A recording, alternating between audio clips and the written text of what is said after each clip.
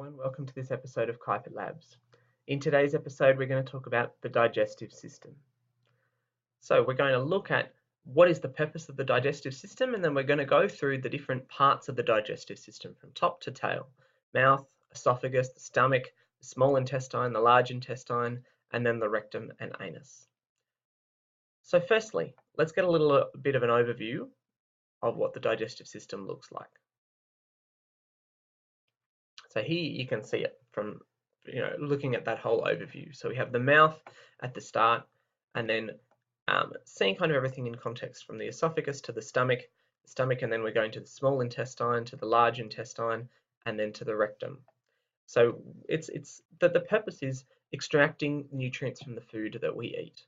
So being able to take in food which contains nutrients like carbohydrates, fats, and proteins, and water and salts, vitamins and minerals, and to be able to extract all of the good and useful parts from that food, and then to have a way to actually kind of to eject or eliminate the rest that our body can't process.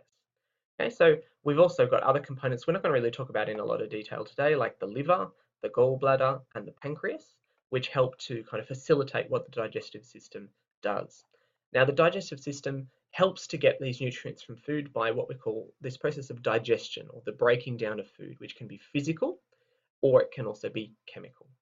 And we're going to see kind of the different points at where those kick in. But we're going to start at the beginning, which makes sense, the mouth. Okay, so if you've eaten breakfast this morning, or if you've had, any meal that you eat involves the mouth in some capacity.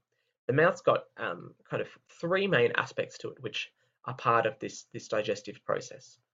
Firstly, you've got the teeth and the tongue, the two parts kind of working together to help break down the food.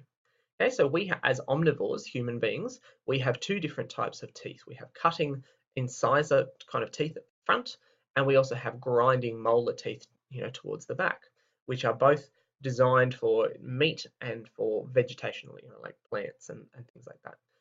We see that animals that are just carnivores or those that are just herbivores tend to have one type of teeth, and we as omnivores have both, in order to be able to actually physically cut or grind our teeth, our food, being able to actually kind of tear it into pieces and be able to grind it up to be able to start breaking down the cell structure of whatever it is that we're eating.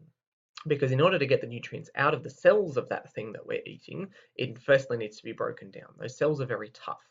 Okay, and so we use our teeth to break it down. Our tongue, aside from being able to help us talk and do all those other sorts of things, is part of its job is to help move the food around our mouth to be able to facilitate chewing. And so then once the other aspect of this process is the saliva that we secrete from these salivary glands. Okay, so we've got glands that are underneath the tongue, underneath the jaw, and right at the back of the mouth. The idea is that they secrete this substance called saliva, which starts the chemical digestion process. It's got enzymes in it which start to break down carbohydrates into sugars, called amylases is the type of enzyme. And so that starts this process. So it kind of moistens this kind of collection of ground up food to make it easier to swallow, and it also starts this breaking down process. And so then once it's gone through the mouth, we swallow it. So it's broken down, we've ground it up, and it needs to get it passed to the rest of our system. That's where the esophagus comes in. So you notice that there's a slight difference in terms of the spelling with the O at the front versus in the original diagram it just had an E. It's because in Greek this OE is a combination together, which makes the E kind of sound, but then in American kind of English they don't write the O. All right, but so we've swallowed the food, so we have this mass of kind of this swallowed chunk, which is called a bolus. The idea is that then it needs to make its way all the way down to the stomach. Okay, and so what happens is that your esophagus is a tube that's surrounded by smooth muscle fibers. The idea is that they contract to squeeze and push this bolus of food down towards the stomach. Okay, so you can see kind of on a slightly larger view here, from the mouth being kind of above here, and then these swallowed kind of parts getting pushed down by the contraction and then release of the muscles to be able to make their way to the stomach. We're going to talk a bit more about the stomach in a moment. But the idea, this muscular contraction movement is called peristalsis. Okay, so peristalsis is what allows your food to make its way from your mouth to your stomach. Peristalsis doesn't rely on gravity, so this swallowing process could happen upside down. It would be rather dangerous and uncomfortable, but it could still be happening. And so then we make our way to the stomach. So the stomach, connecting from the esophagus here, it's got kind of an opening at the top, and then it's got an opening at the bottom. It's designed to help store your food.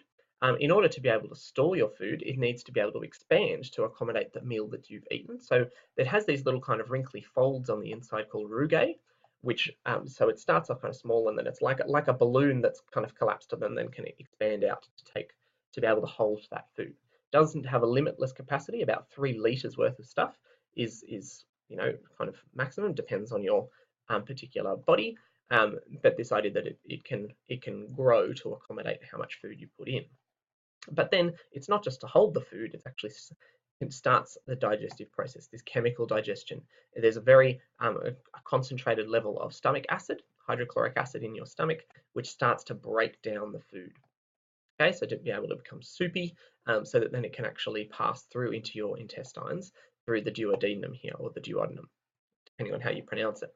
Okay, we have what's called sphincters, which are kind of like rings of muscle at the top and at the bottom, which basically are like valves. They control the flow in and out of your stomach so that your food doesn't make its way back up into the esophagus, and it also doesn't prematurely make its way into the intestine before your body is ready to deal with it. Okay, when this top sphincter isn't working very well, you get what's called heartburn. The stomach acid makes its way back up into the esophagus, and it causes a very discomforting sensation, because your stomach is designed to be able to hold onto that acid without hurting you, but the esophagus isn't, because that's not its job. And so if the acid gets up into there, it really hurts. Okay, but the sphincters basically they're like, they're gates that control the movement of things. All right, so we've made our way. The food has been broken down. It is being broken down chemically. It's this soup that's able to pass into the duodenum and into the small intestine. Okay, so the small intestine, it's known as small because of its diameter, not because of its length. As you can see, it's very, very long. It's folded up and compressed really strongly into your abdomen area. But the idea, or the job of the small intestine, is to help absorb the nutrients from the food. So we've started to break it down, dissolving things and causing big molecules to break into small molecules that then are designed to be absorbed. So it acts like a one-way sponge, if you like. The way that it works, and to transport these nutrients into the bloodstream, is through these things over here, which are called villi. The idea is that they're like finger-like projections that stick out from the walls of the intestines, that then basically the nutrients kind of wash over them, and then they absorb through really thin walls into these blood vessels. That goes into these capillaries into the rest of the blood vessels, and then they get basically transported through the rest of your body, filtered and processed by the liver, and then sent where they need to go. Okay, and so this is where all of the good stuff from your food is being absorbed, which is partly why it's so long, so that there's maximum time for those nutrients to make their way from your food into the bloodstream. If it's too short, then you'd miss out on a whole bunch of nutrients, and the process would be a lot of waste. Okay, and so once it finishes from the small intestine, it's going to pass into the large intestine over here. Okay, so we kind of got it in 2 views, saying, all right, well, this is in context, saying that the small intestine connecting to the large one here, and this is showing it on its own.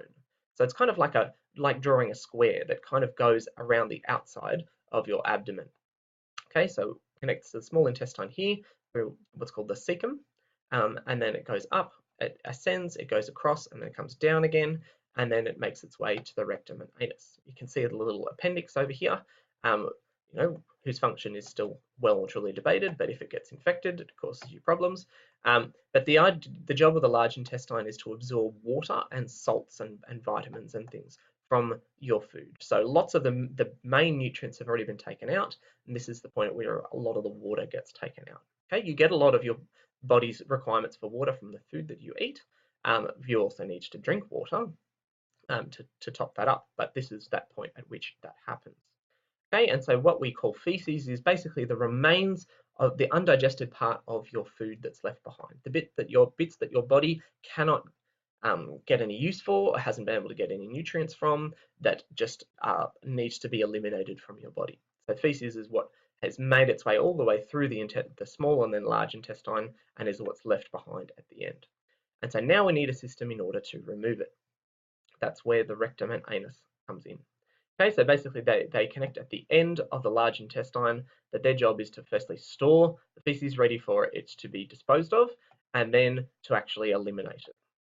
Okay, so it has a sphincter at the end, so in order for you to be able to actually control when the feces gets released from your body in, at an appropriate moment, we as human beings have learned behavior to be able to do this, in particular places and controlled environments. That's what toilet training is all about. Obviously, animals tend, unless they're trained, tend not to worry about that. It just happens where it happens. But the idea is that being able to actually kind of control and facilitate the elimination of waste, this undigested food that your body can't use. So we've looked at the idea of what the purpose of the digestive system is, and looked at how each of the different parts, the different organs, as we follow from top to tail, have a particular job to do to help extract the nutrients from your food and get it into your bloodstream. All right, thanks very much for watching. Don't forget to like and subscribe. Bye for now.